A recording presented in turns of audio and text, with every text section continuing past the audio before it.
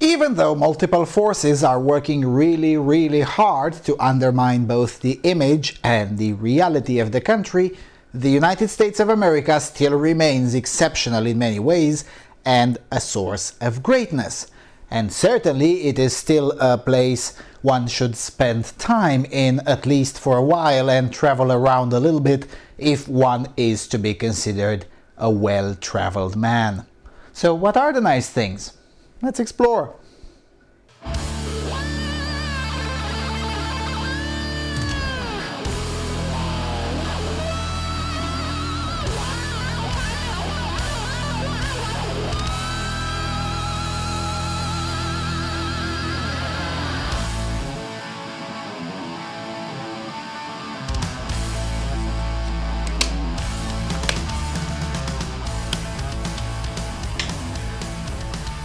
Hello everyone and welcome to the Freedom Alternative. Alright, so I'm finally doing this video a bit over a year after my tour in the United States, but hey, thinking more about stuff before opening your mouth is the cornerstone of wisdom after all. But no, seriously, I had to put in a bit of thinking into both this video and its upcoming twin, 10 Things That Suck About the USA, simply because the United States is a gigantic place and these videos are first and foremost for Europeans.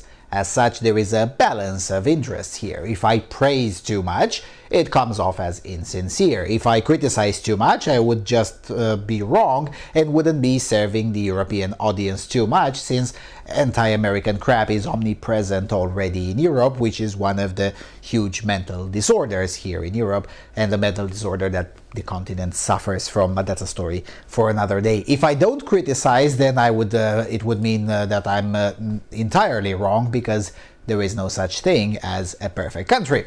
Also, it's just one man's opinion, so don't take it too hard. It's not a dick, don't take it too hard. Not to mention that it is the opinion of a man with quite abnormal tastes too. For instance, I never go too much in the nature unless I intend to build something. More on that in a future video. But if I want to visit a country, I care about its people and what they have built. I want to see their civilization. I don't care about its natural landscape or their fauna or their flora. That's unimpressive to me.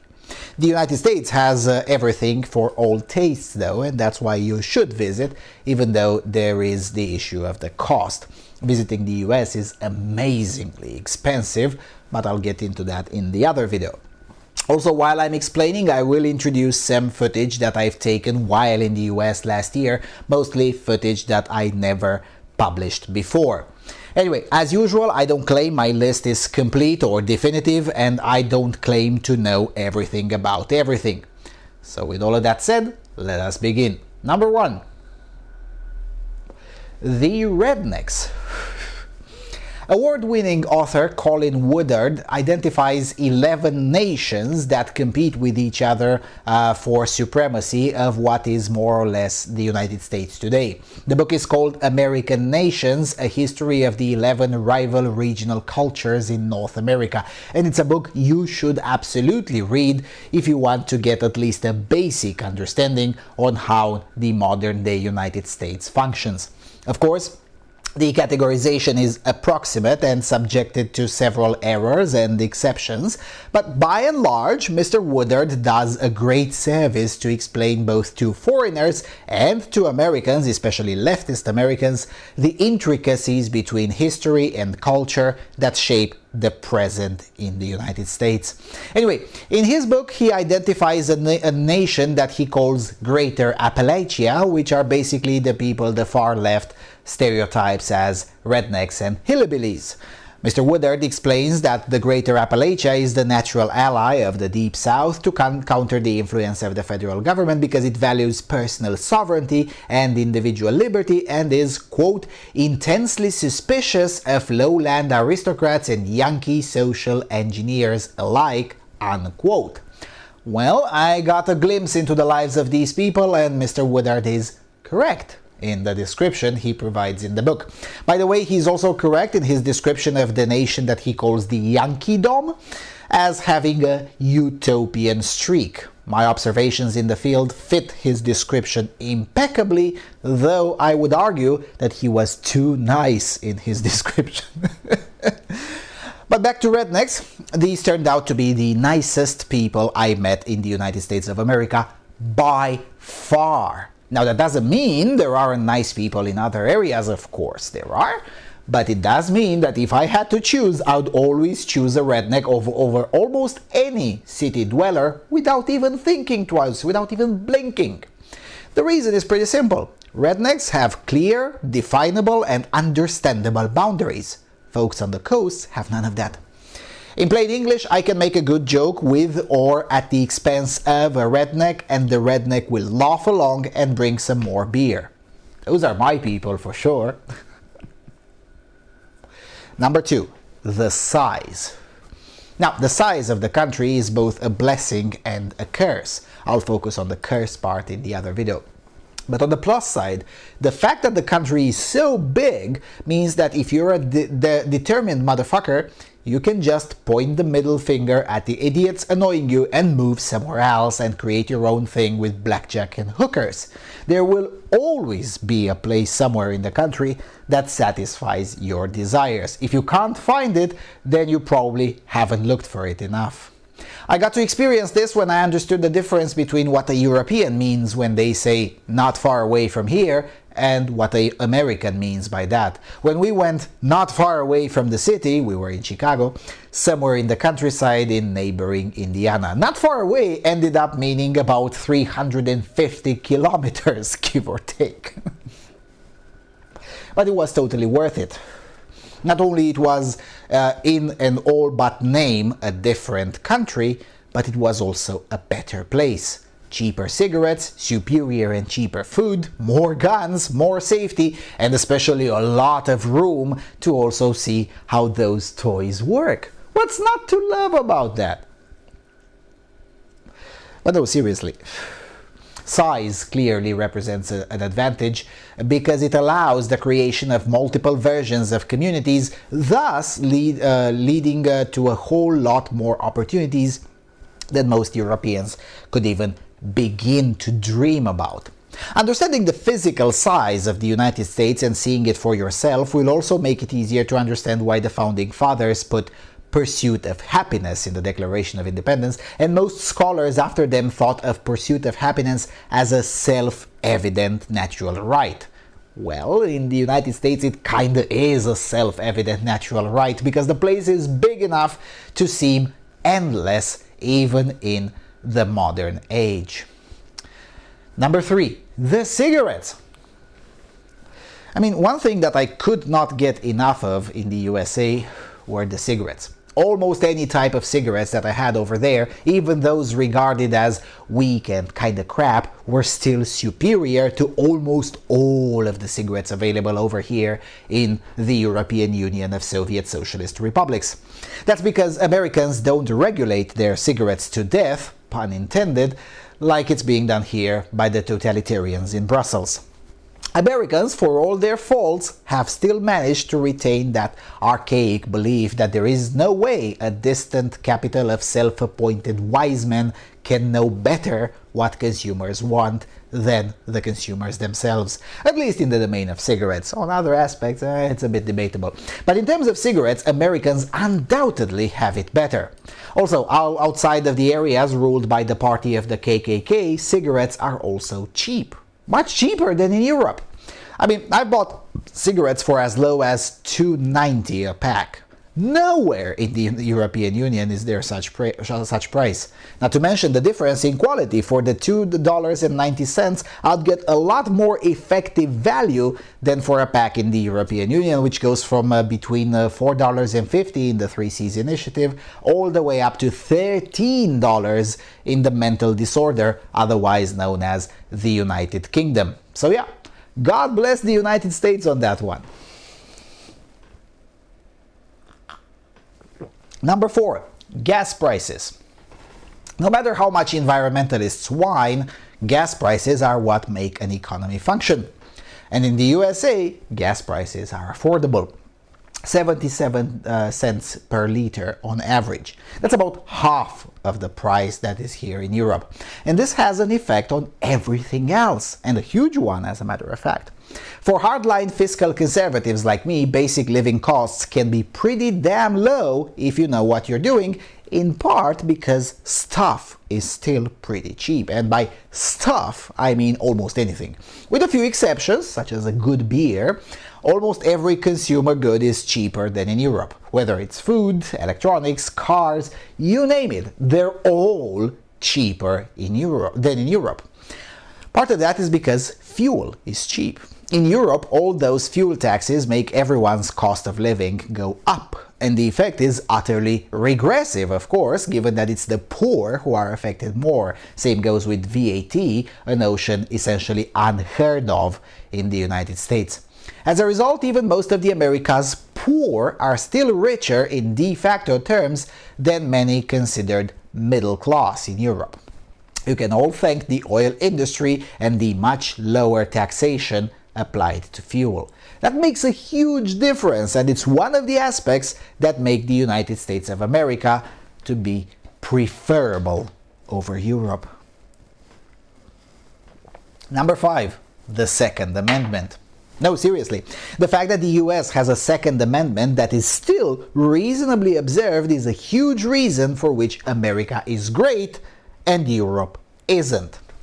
And for the love of Cthulhu, please don't give away your guns. The greatness of the USA will be lost even faster than Europe's the second Americans make the atrociously dumb move of renouncing their guns. And keep in mind that the first thing I praised was the Rednecks, so that kind of Second Amendment vision is what I have in mind.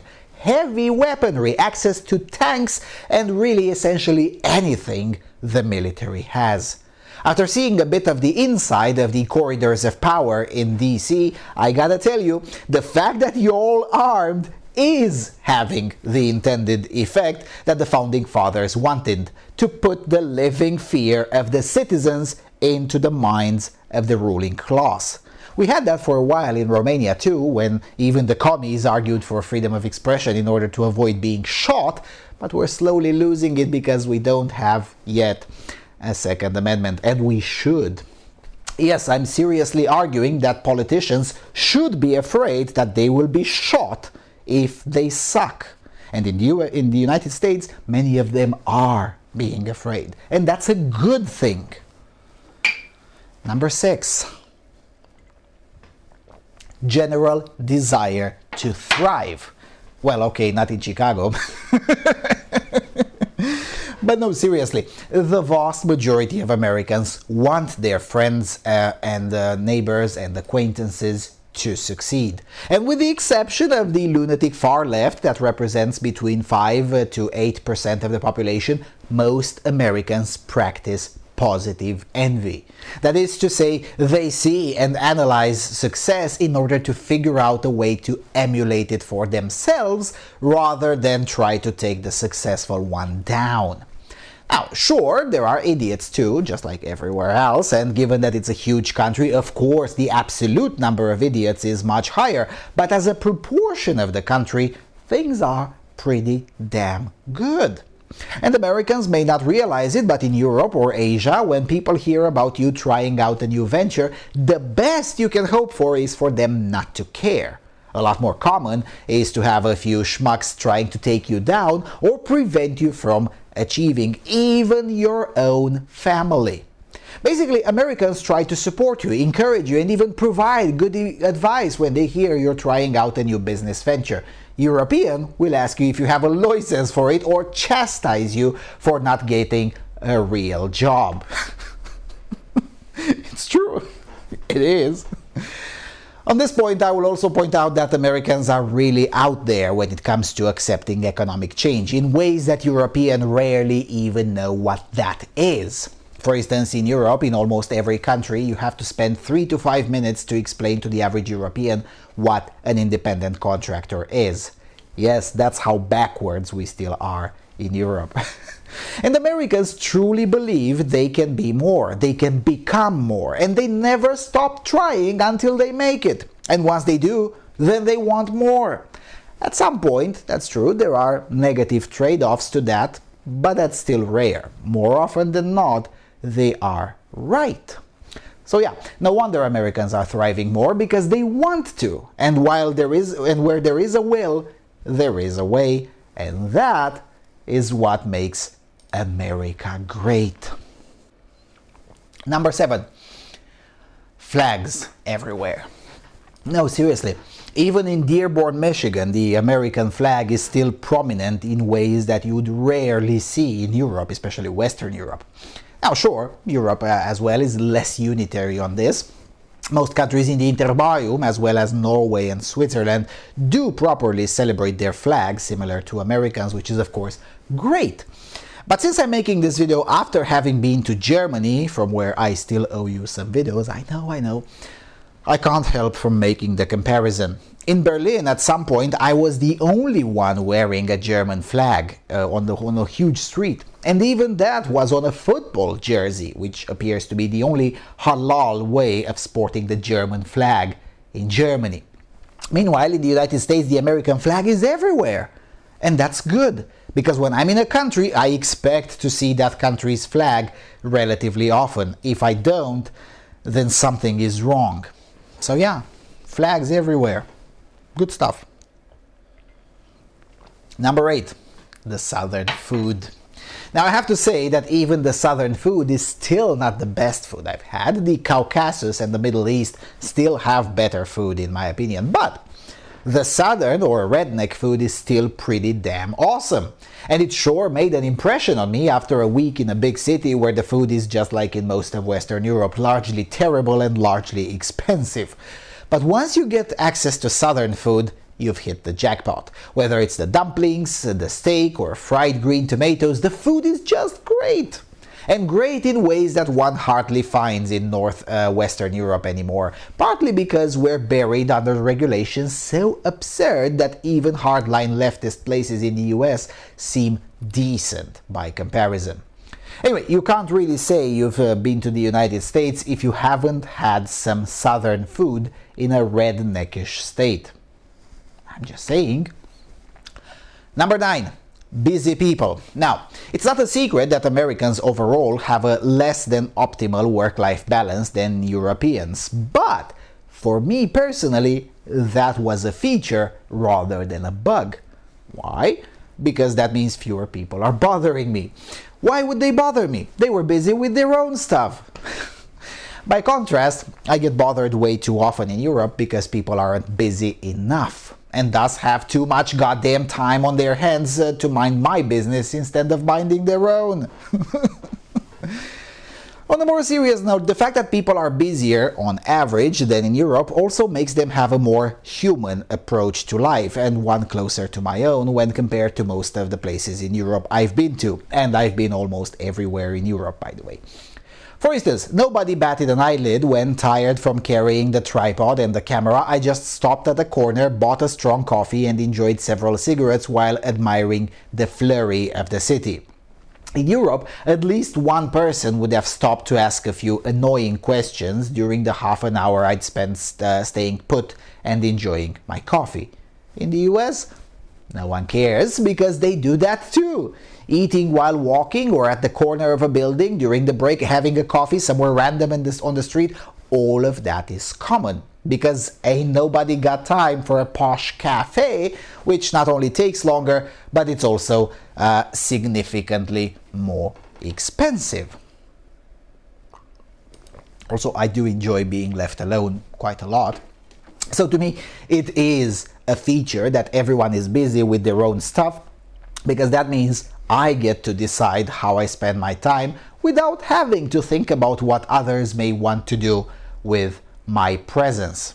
I can't even begin to describe how great that felt. And it's something that Americans take with them too. I mean, one of the reasons I loved my German tour a bit more than I would have otherwise is because a third of the tour I stayed at an American's place who, unsurprisingly, was busy. That meant I would do whatever I damn please and not having to wait around for him. Hi, Sam.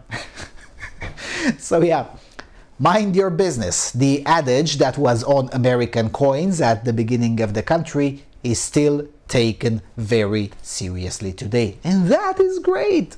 It really is. And finally, number 10, self-reliance. And most specifically, being accustomed with self-reliance and expected to be self-reliant. This is probably what American leftists hate the most, and if not the most, then surely in the top 5. And it is the feature in the American people that make the country overall much more resistant and resilient to the virulent leftism that is crippling Europe. And when I say self-reliance, I mean it in both general sense, the country overall being pretty self-reliant and arguably the only country in the world capable of some version of autarky, but also in the individual sense.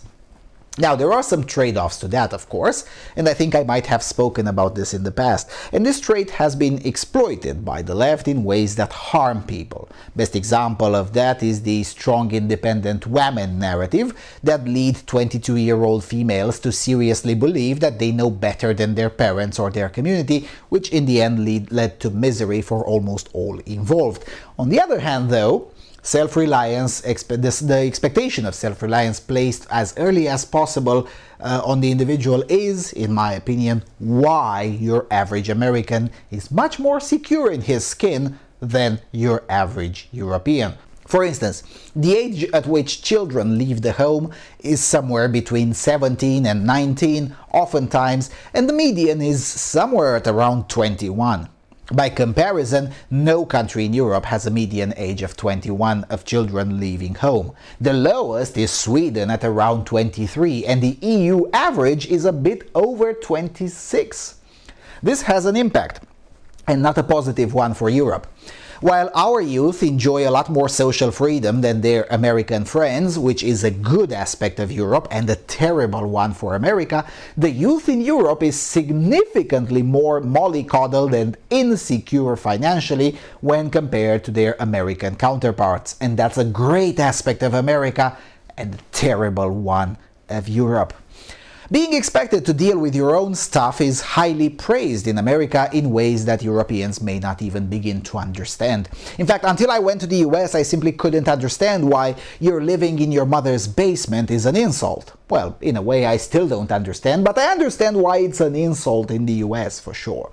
In Europe, we're a lot more accustomed to sharing the home. So, for instance, an Italian is unlikely to be insulted when told he's living in his mother's basement. Children living with their parents way into their late 30s and early 40s is very common in Italy. And they don't live in the basement either. They usually have a big enough house to fit the child's family as well. Such arrangements are, unsurprisingly, quite common in the Italian-American families, but otherwise largely unheard of. Nevertheless, overall, in my opinion, the self-reliance expectation is a good thing and a fundamental part of what makes America great. So yeah, to sum up, the USA still largely lives up to its promise, though you wouldn't know this by watching the cathedral media, whose depiction of American life has gotten progressively more distorted over the last 10 to 15 years, to the point of it really depicting another country.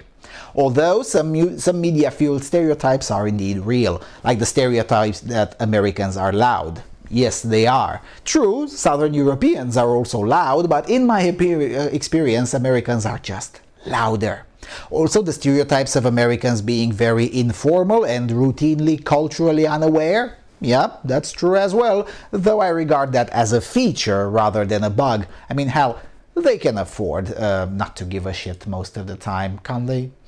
But the positive stereotypes are also real. Americans are really hardworking, generally optimistic, very generous and innovative. All in all, the USA is a world of its own, with at least 11 nations in it and with millions of degrees between them. So that means that if you look close enough and for long enough, there is no way you won't find something approaching 100% of what you like. And I mean that sincerely. Only in the US will it be possible to have huge communities centered around the most bizarre things and still thrive and pursue happiness in the most niche ways conceivable. And that is awesome! Now, is the United States perfect? No, not even by a long shot. Not only because perfect countries don't exist, but also because big countries cannot get everything right. Size has a lot to do with that. Anyway, I'll get to the critique in the next video, which hopefully will come out in a few days. But until then, do tell me in the comment section, what do you find awesome in the United States? The question is primarily to non-Americans, though of course Americans can pitch in. No one tells Americans what to do. They're all free, aren't they?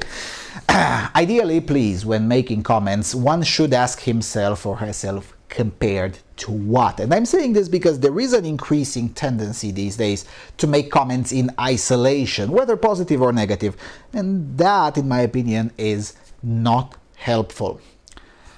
And with all of that being said, thank you all for watching. Thank you for your consistent and generous support. Please do consider a donation should you derive any value from the work being done here.